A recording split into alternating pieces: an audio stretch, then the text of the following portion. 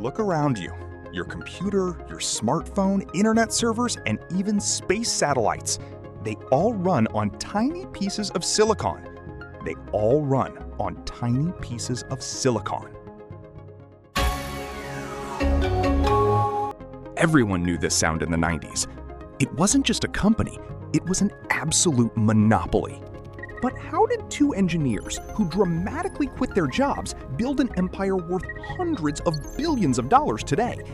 This is the story of Intel. California, 1968, Fairchild Semiconductor. The brightest minds in America work here, but their boss is a tyrant.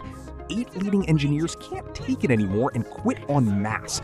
The press will dub them the Traitorous Eight. 2 of them, Robert Noyce and Gordon Moore, decide to start their own company. They type their business plan on literally 1 page of text.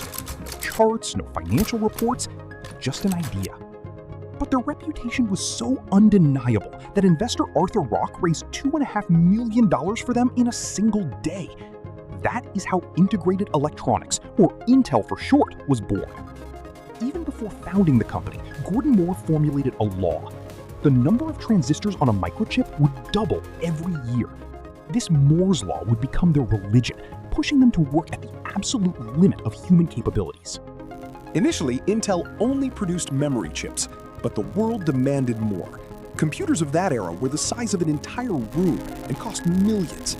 In 1969, the Japanese company Busicom ordered Intel to create 12 distinct microchips for their new electronic calculators. But engineer Ted Hoff realizes this is a dead end. He proposes a crazy idea. Why make 12 different chips when you can make one universal chip that can be programmed to do anything?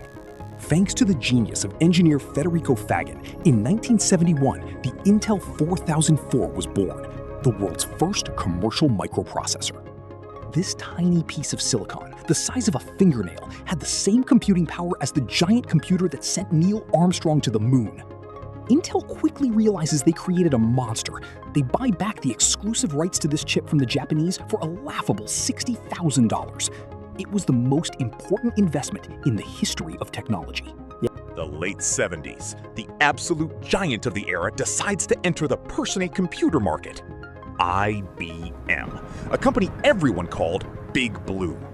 IBM didn't have time to build everything from scratch, so they outsource. They order the operating system from a young Bill Gates and the processor from Intel.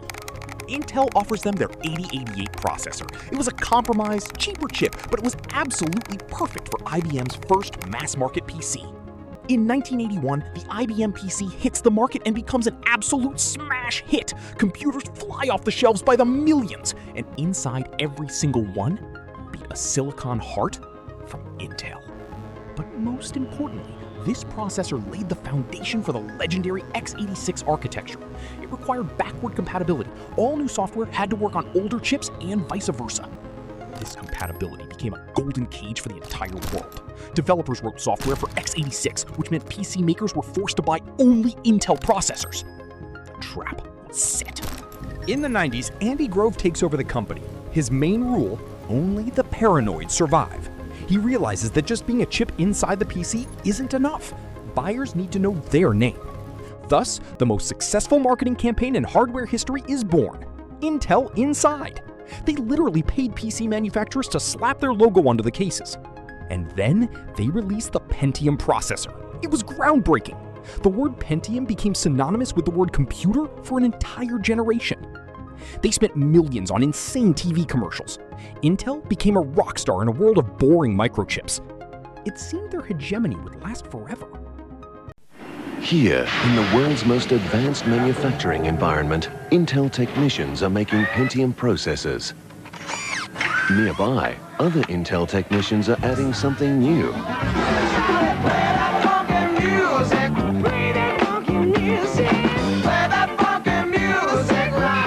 We call it MMX Media Enhancement Technology.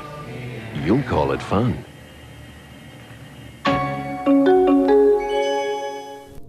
But absolute monopoly always breeds laziness. In the 2010s, Intel got stuck. For years, they couldn't shrink their manufacturing process, endlessly releasing the same 14-nanometer chips and just changing the numbers. This stagnation cost them their most prestigious client. Apple got tired of waiting for innovations and ruthlessly ditched Intel processors for their own M-series chips. It was a massive slap in the face. But the real blow came from an unexpected place. Their eternal little brother, AMD, led by Lisa Su, rose from the ashes. Their Ryzen architecture absolutely destroyed the blue team in price to performance. Today, the war for our PCs rages harder than ever. Intel has woken up and is desperately trying to reclaim its crown. But the rules have changed. Can the blue giant become the undisputed leader once again? Only time will